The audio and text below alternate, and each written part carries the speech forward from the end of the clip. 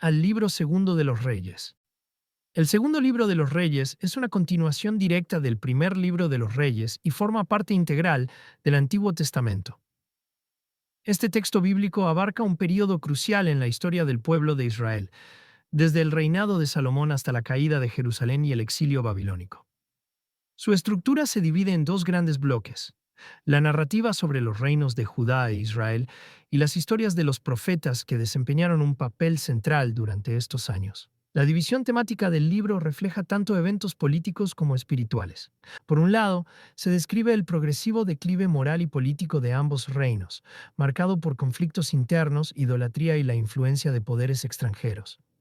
Por otro, emerge la figura de los profetas, quienes actúan como voceros divinos llamando a la nación al arrepentimiento y a la fidelidad a Dios.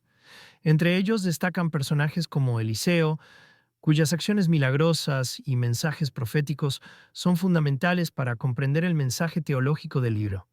El contexto histórico está profundamente conectado con la división del reino unificado de Israel tras la muerte de Salomón. El reino del norte, conocido simplemente como Israel, fue gobernado por una sucesión de dinastías inestables, mientras que el reino del sur, Judá, mantuvo una línea real más estable, descendiente de David. A lo largo del libro, ambos reinos enfrentan tensiones constantes, no solo entre ellos, sino también con potencias regionales como Asiria y Babilonia. Desde una perspectiva teológica, el segundo libro de los Reyes subraya la importancia de la obediencia a la ley mosaica y las consecuencias devastadoras de la apostasía. La narrativa enfatiza repetidamente cómo la infidelidad religiosa lleva a juicios divinos, manifestados en derrotas militares, invasiones extranjeras y el eventual colapso de las instituciones monárquicas. Al mismo tiempo, el libro ofrece rayos de esperanza a través de los profetas, quienes señalan la posibilidad de restauración si el pueblo regresa a Dios. En términos de estructura literaria, el libro combina relatos históricos, genealogías, discursos proféticos y episodios simbólicos. Esta diversidad permite que el lector comprenda no solo los hechos históricos, sino también sus implicaciones espirituales y éticas. El uso de paralelismos entre los reyes de Judá e Israel, así como las comparaciones entre sus respectivas trayectorias, ayuda a resaltar los temas centrales de justicia, pecado y redención. En resumen, el segundo libro de los Reyes no es solo un registro histórico de los eventos que llevaron a la fragmentación y posterior ruina de los reinos israelitas, sino también una reflexión profunda sobre la relación entre la fe, la política y la moralidad.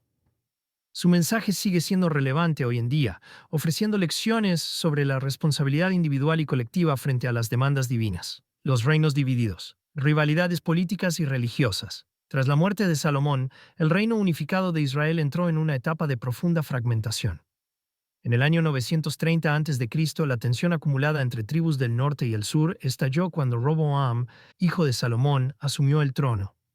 Su negativa a aliviar los impuestos opresivos que habían pesado sobre el pueblo provocó una rebelión liderada por Jeroboam, quien había sido designado anteriormente por el profeta Ahías como futuro líder del norte. Así, el territorio quedó dividido en dos entidades políticas: el reino de Israel, ubicado en el norte, y el reino de Judá, en el sur. El reino de Israel: inestabilidad y apostasía.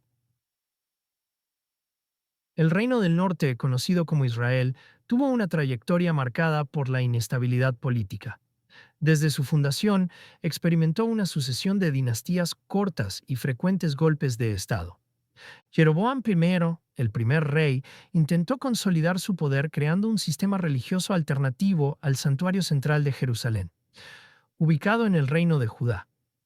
Para ello, erigió becerros de oro en Betel y Dan, lugares donde instauró altares y celebraciones que imitaban las prácticas judías pero sustituían el culto a Yahvé por formas de adoración sincrética.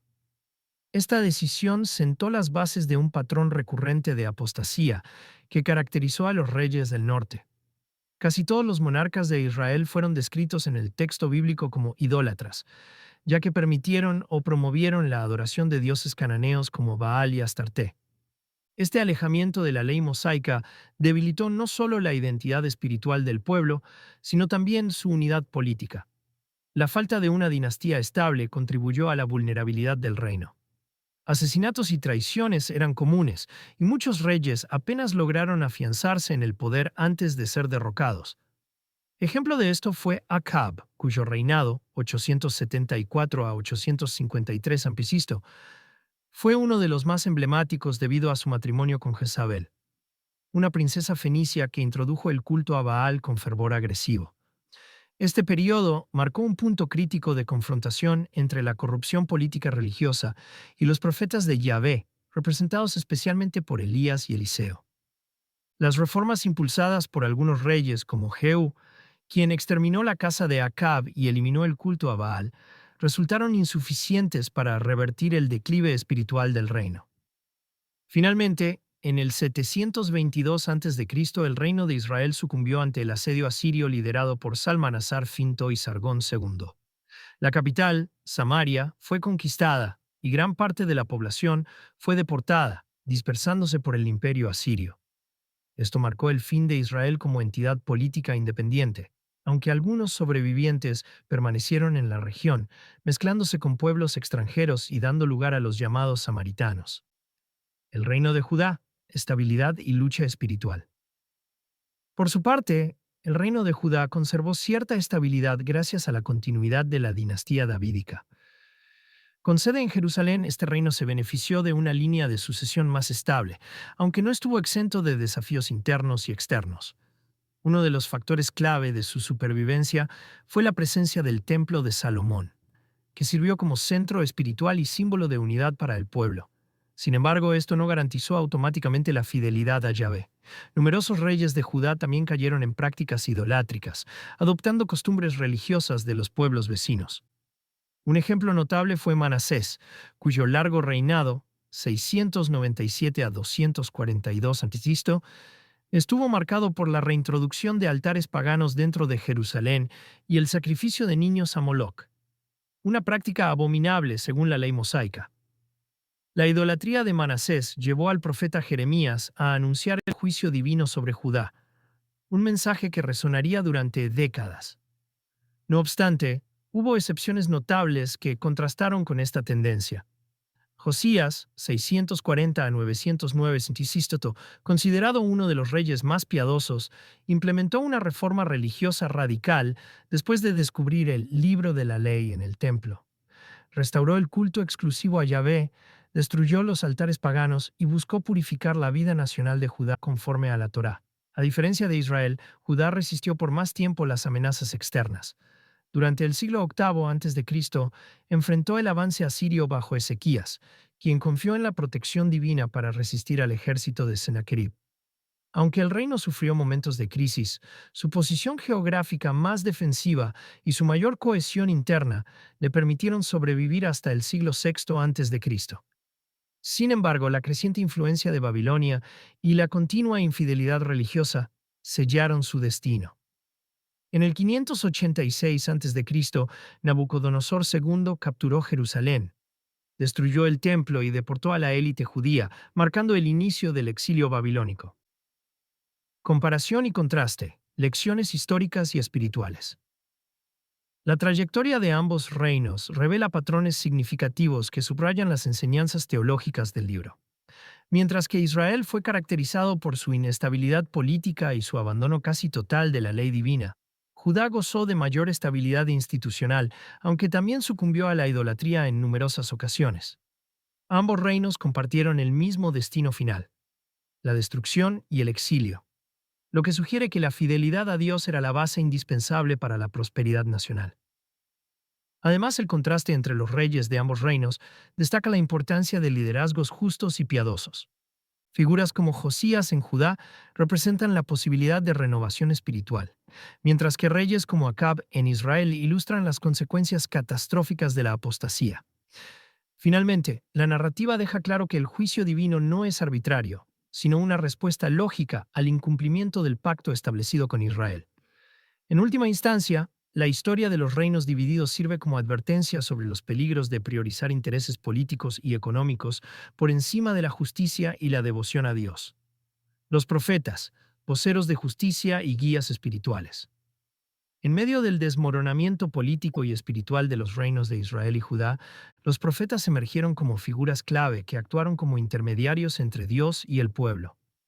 Su misión principal consistía en recordar a las generaciones contemporáneas la importancia de mantenerse fieles al pacto divino, denunciando la injusticia social, la idolatría y la corrupción moral que habían permeado las estructuras de poder. Dentro de este grupo de mensajeros celestiales, Elías y Eliseo destacan como figuras paradigmáticas cuya influencia dejó huella en la historia y la teología del segundo libro de los Reyes.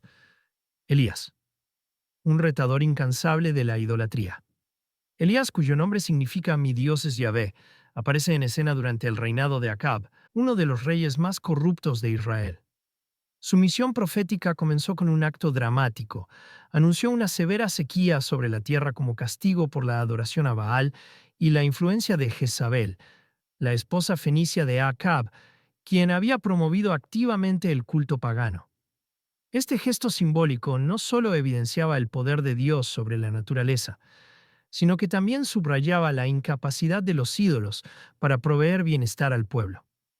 Durante el período de sequía, Elías vivió en el desierto protegido por cuervos y luego junto a una viuda en Sarepta, demostrando que la provisión divina superaba las limitaciones humanas. El apogeo del ministerio de Elías llegó en el Monte Carmelo, donde organizó un desafío público contra los profetas de Baal.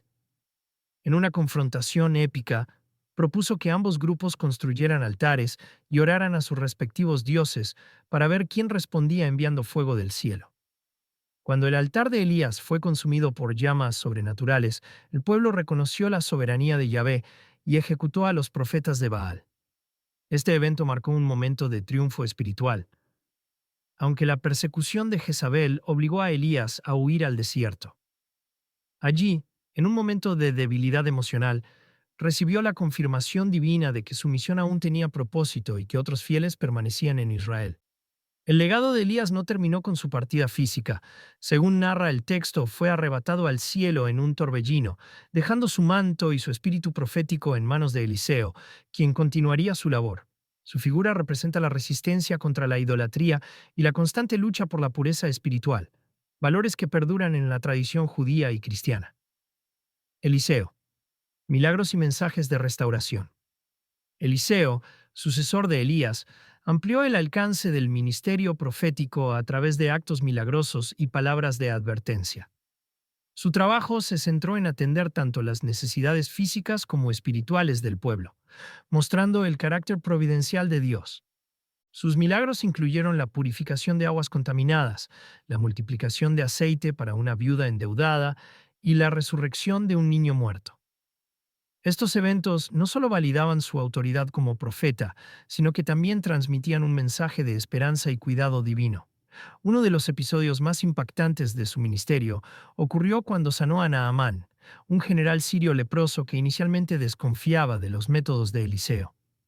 A través de esta historia, el texto subraya que la gracia de Dios no se limita a los límites de Israel, sino que puede extenderse incluso a aquellos que están fuera del pacto.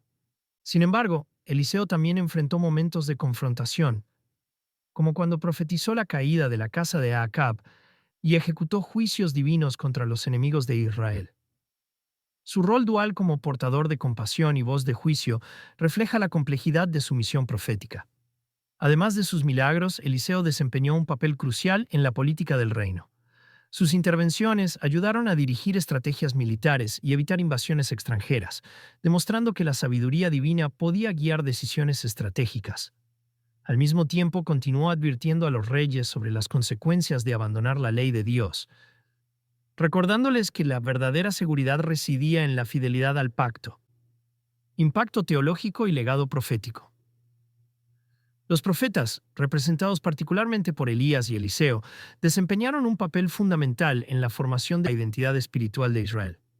Su labor no se limitó a denunciar los pecados del presente, sino que también anticiparon futuros juicios y restauraciones.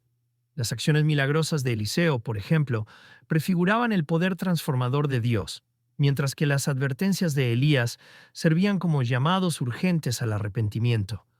Ambos dejaron un legado duradero que influyó en generaciones posteriores, inspirando movimientos de renovación espiritual y alimentando la esperanza de un Mesías que restauraría definitivamente el pacto.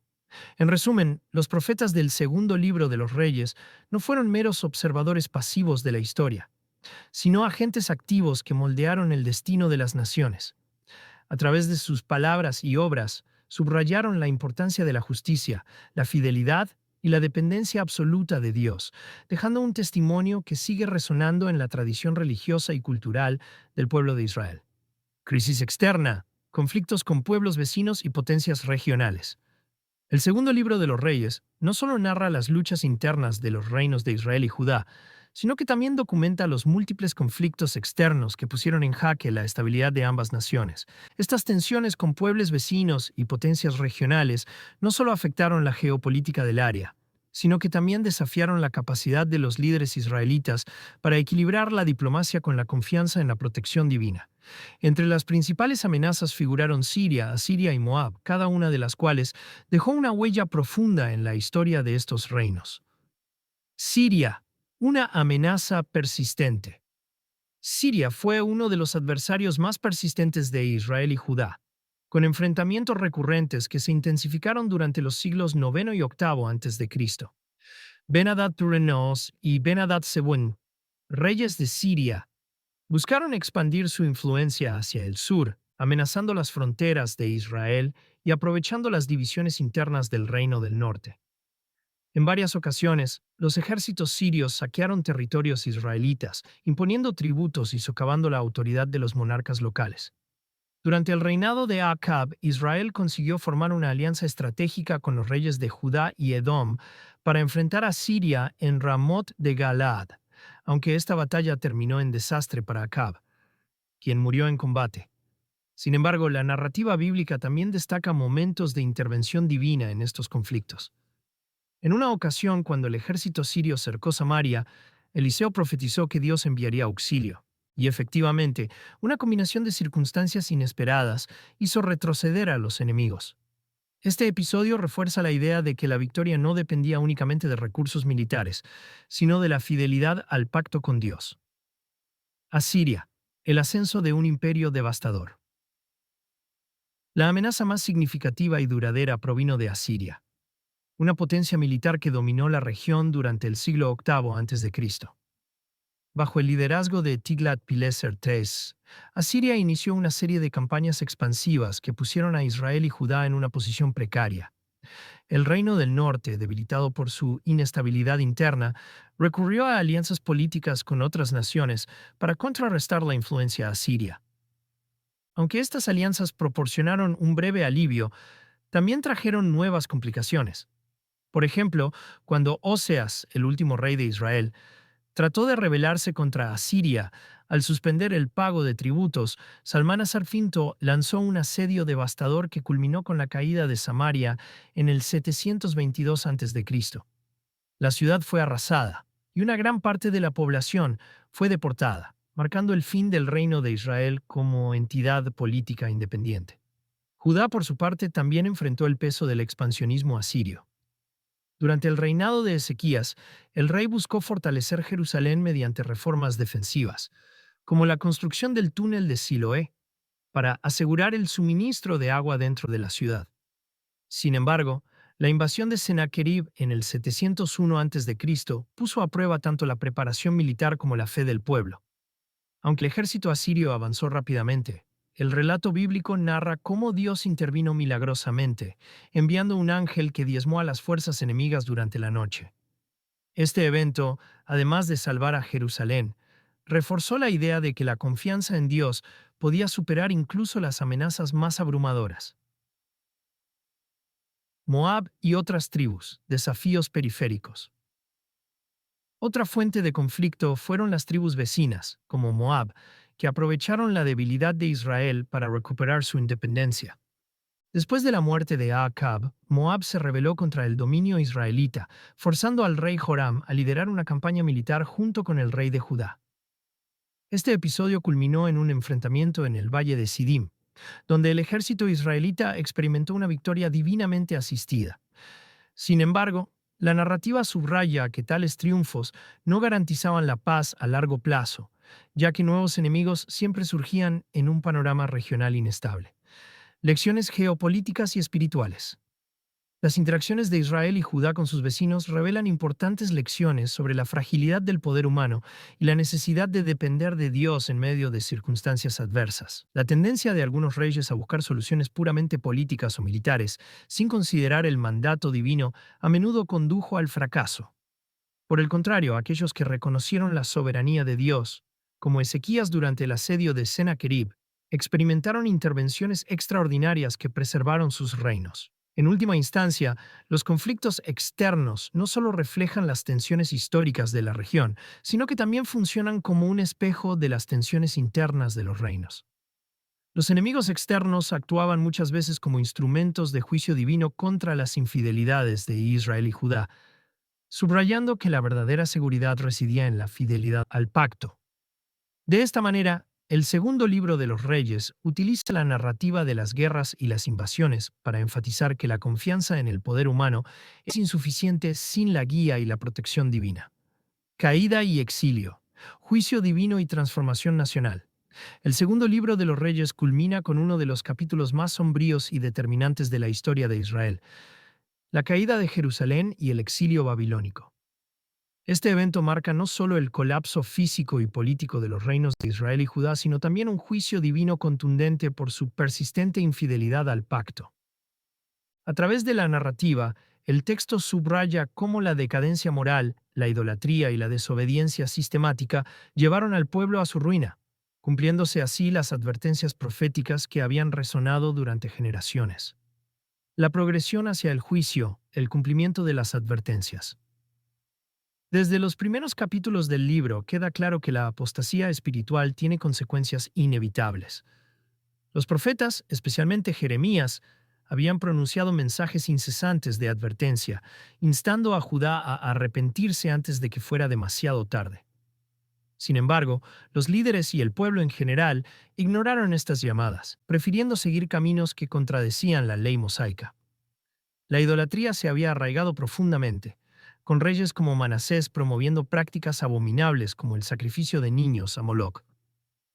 Aunque Josías intentó revitalizar el culto a Yahvé mediante una reforma religiosa a mediados del siglo VII a.C., sus esfuerzos resultaron insuficientes para revertir completamente el daño acumulado a lo largo de décadas. El juicio divino comenzó a materializarse con la creciente influencia de Babilonia, que emergió como la nueva potencia dominante tras el declive de Asiria.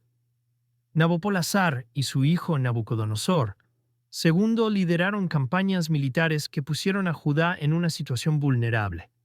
Durante el reinado de Joacim, Jerusalén fue sometida a tributo, pero la rebeldía del rey llevó a una primera invasión babilónica en el 597 a.C.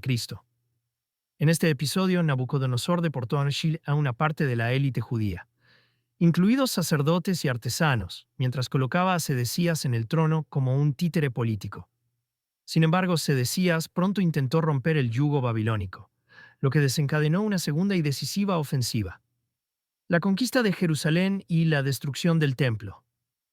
En el 586 a.C., el ejército babilónico sitió Jerusalén durante varios meses, causando hambruna y desesperación dentro de la ciudad. Finalmente, las murallas fueron derribadas, y el templo de Salomón, símbolo máximo de la identidad religiosa y nacional de Judá, fue saqueado y destruido. Este acto no solo representó la pérdida de la autonomía política y económica, sino también el colapso del vínculo espiritual entre el pueblo y Dios. Los objetos sagrados del templo fueron llevados como botín a Babilonia, y miles de habitantes fueron deportados, dispersándose por el vasto imperio babilónico. El relato bíblico describe este episodio con un tono de profunda solemnidad, destacando que la destrucción de Jerusalén no era un acontecimiento fortuito, sino el resultado directo de la desobediencia prolongada. El autor insiste en que el pacto había sido quebrantado repetidamente, y que Dios, en su justicia, había permitido que los enemigos de Judá ejecutaran el castigo merecido. Aún así, el texto deja entrever la posibilidad de restauración, señalando que el exilio no significaba el fin absoluto de la relación entre Dios y su pueblo. El exilio como tiempo de reflexión y renovación. El exilio babilónico marcó un punto de inflexión en la historia espiritual de Israel. Privados de su tierra, su templo y su independencia política, los judíos fueron obligados a reevaluar su identidad y su relación con Dios. Este periodo de despojo forzado sirvió como un tiempo de reflexión profunda, durante el cual los líderes religiosos y los profetas alentaron al pueblo a mantener viva la esperanza en la promesa divina de restauración. Textos como los de Jeremías y Ezequiel subrayan que el exilio no era un estado permanente, sino una oportunidad para aprender humildad y volver a las raíces espirituales. En el plano cultural, el exilio también facilitó la transmisión oral y escrita de las tradiciones judías. La ausencia del templo llevó a la comunidad a enfocarse en la enseñanza de la Torá y a desarrollar nuevas formas de culto que no dependieran de un lugar físico específico. Este proceso allanó el camino para la emergencia del judaísmo rabínico, que posteriormente se consolidaría como la base de la identidad judía en la diáspora. Reflexión final, castigo y esperanza. La caída de Jerusalén y el exilio babilónico son retratados en el segundo libro de los Reyes como el cumplimiento inevitable de las advertencias proféticas, pero también como un llamado a la esperanza. Aunque el juicio divino parecía implacable, el texto deja claro que Dios no había abandonado a su pueblo. La promesa de un futuro retorno a la tierra y la reconstrucción del templo son mencionadas como signos de la misericordia divina, recordando que el arrepentimiento y la fidelidad pueden abrir las puertas a la restauración. En última instancia, estos eventos constituyen una lección poderosa sobre las consecuencias del pecado y la importancia de mantener una relación genuina con Dios. La historia de la caída y el exilio no solo narra la tragedia de un pueblo, sino que también ofrece una visión de esperanza. Incluso en los momentos más oscuros, la gracia divina permanece disponible para aquellos que buscan retornar al camino correcto. Temas centrales: fidelidad, arrepentimiento y redención. El segundo libro de los Reyes presenta una rica narrativa que gira en torno a tres temas fundamentales: la fidelidad al pacto divino, el arrepentimiento como respuesta al juicio y la promesa de redención. Estos elementos no solo estructuran el contenido del libro, sino que también transmiten lecciones espirituales profundas que siguen siendo relevantes para los lectores contemporáneos. A través de la historia de los reinos de Israel y Judá, el texto explora cómo la elección entre obedecer o desobedecer a Dios tiene consecuencias tangibles, tanto en lo personal como en lo colectivo. La importancia de la fidelidad. El pacto como fundamento. El pacto entre Dios y su pueblo es el eje es el eje central de la teología del segundo libro de los Reyes. Desde los días de Moisés, el pueblo de Israel había sido llamado a vivir en obediencia a las leyes dadas en el monte Sinaí, que regulaban aspectos morales, sociales y rituales de su existencia. Este pacto no era simplemente un conjunto de normas, sino una relación de mutua fidelidad. Dios prometió bendecir y proteger a su pueblo si éste permanecía fiel a él, rechazando otras deidades y comportamientos que violaran su voluntad. Sin embargo, a lo largo del libro, se observa cómo la infidelidad sistemática al pacto llevó a graves consecuencias para ambos reinos. La idolatría emerge como el principal símbolo de esa ruptura del pacto. Los reyes de Israel y Judá, al promover o tolerar el culto a Baal, Astarte y otros dioses extranjeros, no solo violaron la primera prohibición del Decálogo, no tendrás dioses ajenos delante de mí, sino que también minaron la identidad espiritual del pueblo. Este alejamiento de Dios se manifestó en prácticas abominables, como el sacrificio de niños y la participación en rituales sexuales asociados con los cultos paganos. La narrativa subraya que estas acciones no solo ofendían a Dios, sino que también debilitaban la cohesión social y política de los reinos, haciendo que fueran más vulnerables a las amenazas externas. Frente a esta realidad, el texto insiste en que la fidelidad al pacto no es opcional, sino una condición indispensable para disfrutar de las bendiciones prometidas. Los periodos de prosperidad relatados en el libro, como el reinado de Josías, están directamente vinculados al cumplimiento de la ley divina. En cambio, los momentos de crisis y destrucción son presentados como el fruto inevitable de la desobediencia. Esta dinámica refuerza la idea de que la relación con Dios debe ser prioritaria, incluso por encima de intereses políticos o económicos. El arrepentimiento como respuesta al juicio. Otro tema crucial del libro es el arrepentimiento, entendido como la capacidad del pueblo para reconocer su pecado y volver a Dios. A lo largo de la narrativa, los profetas juegan un papel clave al confrontar a los reyes y al pueblo con sus transgresiones, llamándolos al cambio de corazón. Estos mensajes no son meramente acusatorios, sino que también ofrecen una salida. Si el pueblo se arrepiente y retorna a la obediencia, Dios está dispuesto a perdonar y restaurar. Un ejemplo destacado de este principio es la reforma religiosa emprendida por Josías. Después de descubrir el libro de la ley en el templo, Josías convocó a todo el pueblo para leer públicamente el texto y renovar el compromiso con el pacto. Este acto de arrepentimiento colectivo fue acompañado por medidas concretas para eliminar las prácticas idolátricas y restaurar el culto exclusivo a Yahvé. Aunque la reforma no pudo revertir completamente el curso de los eventos, el texto subraya que Josías encontró gracia a los ojos de Dios debido a su sinceridad y esfuerzo por rectificar el rumbo. Sin embargo, el libro también muestra que el arrepentimiento no siempre es aceptado cuando es tardío o superficial. En el caso de Manasés, quien implementó algunas reformas tras ser llevado cautivo a Babilonia, el daño causado por su reinado previo ya era irreversible. Este contraste resalta que el arrepentimiento debe ser genuino y acompañado de acciones concretas para tener valor ante Dios. Además, subraya que hay momentos en los que el juicio divino llega como una consecuencia inevitable de la acumulación de pecados a lo largo del tiempo. La promesa de redención, esperanza más allá del juicio. A pesar de la severidad del juicio divino, el segundo libro de los Reyes no termina en desesperación. A lo largo de la narrativa, se encuentran rayos de esperanza que apuntan hacia una redención futura. Los profetas, especialmente Jeremías y Ezequiel, pronostican que el exilio no sea permanente, sino que Dios restaurará a su pueblo y renovará su relación con ellos. Este mensaje de esperanza se basa en la promesa inquebrantable del pacto que trasciende los fracasos humanos. La redención es presentada como un acto de gracia divina que va más allá del mérito humano. Aunque el pueblo merecía el castigo por su infidelidad, Dios demuestra su misericordia al preservar un remanente fiel y al prometer un futuro de restauración. Esta promesa incluye la reconstrucción del templo, el retorno a la tierra prometida y, en un sentido más profundo, la transformación espiritual del pueblo para que nunca más vuelvan a apartarse de él. El texto deja claro que la redención no depende de la perfección humana, sino de la fidelidad de Dios a su palabra. Relevancia contemporánea. Lecciones para hoy. Los temas de fidelidad, arrepentimiento y redención tienen una aplicación directa en la vida moderna. En un mundo donde las distracciones y las tentaciones abundan, el llamado a mantener una relación fiel con Dios sigue siendo igual de urgente.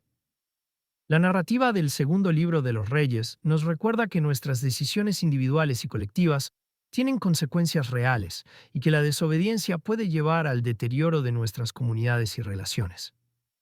Al mismo tiempo, el énfasis en el arrepentimiento ofrece una perspectiva de esperanza. No importa cuán grave sea nuestro pecado, siempre hay espacio para el cambio y la reconciliación.